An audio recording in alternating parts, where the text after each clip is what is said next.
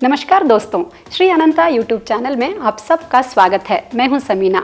दोस्तों, आज हम ईयर डिसऑर्डर्स यानी कान से संबंधित जानकारी आपको देने जा रहे हैं। इस बारे में बात करने के लिए हमारे साथ जुड़े हुए हैं स्वामी जी।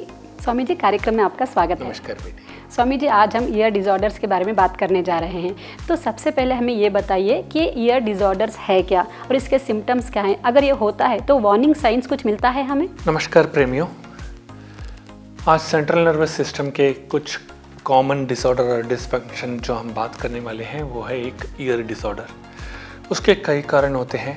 जो पहला कारण है ओटिटिस मीडिया, वो एक इन्फेक्शन कहा जा सकता है मिडिल ईयर में, जिसके वजह से आपको फ्लूइड भर जाती है कानों के अंदर और टेम्पररी हेयर लॉस हो जाती है। तो ये बैक्टीरिया और वायरसेस के कारण ही ओटिटिस मीडिया हमें मिडिल ईयर में पाया जाता है। दूसरा कारण हम देख सकते हैं कि टिनिटस है।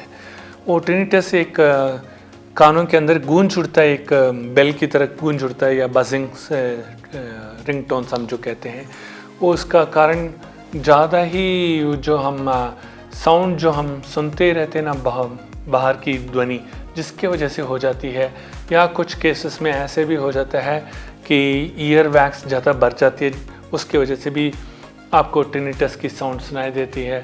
या कभी कभार ब्लड क्लॉट हो के ब्रेन में, जिसकी वजह से स्ट्रोक हुआ हो, उन लोगों को भी टिनिटस होता है। और कुछ मेडिकेशंस की वजह से भी ये हो जाता है।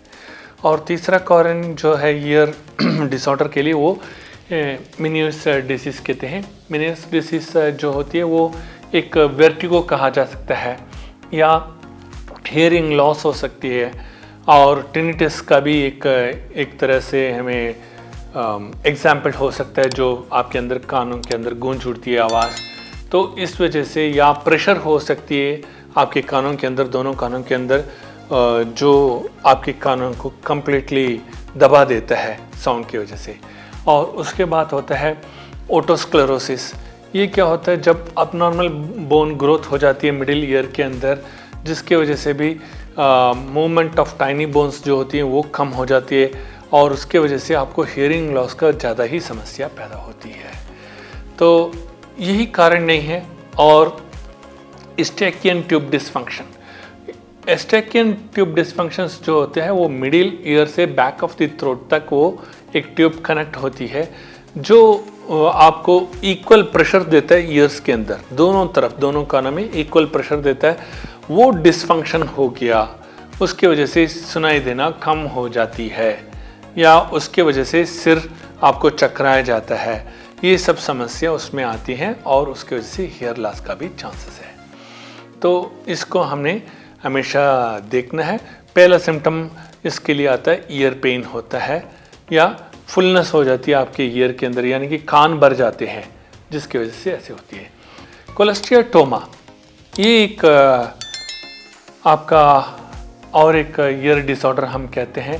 वो कोलेस्टियोटोमा की वजह से आपको हियरिंग लॉस या चक्कर आना, या वो बार बार वो इन्फेक्शंस आपके अंदर पैदा होना, इसका भी बहुत चांसेस हो जाती हैं। और उसके बाद है अकॉस्टिक न्यूरोमा। इस अकॉस्टिक न्यूरोमा को कहते हैं हम नॉन कैंसरस ट्यूमर जो कहते हैं, जो वेस्टिबुलर नर्व के अंदर पैदा होता है, उसकी वजह से हियर लॉस होने का बहुत चांसेस है। और ये अकॉस्टिक न्यूरोमा एक टिनिटस के लिए भी एक कारण हो सकता है, या सिर चकराने का भी कारण हो सकता है, या इम्बैलेंस हो जाती है कानों के अंदर, जिसकी वजह से सुनना भी बंद हो जाती है। तो इस तरह से बहुत सारी समस्याएं हैं।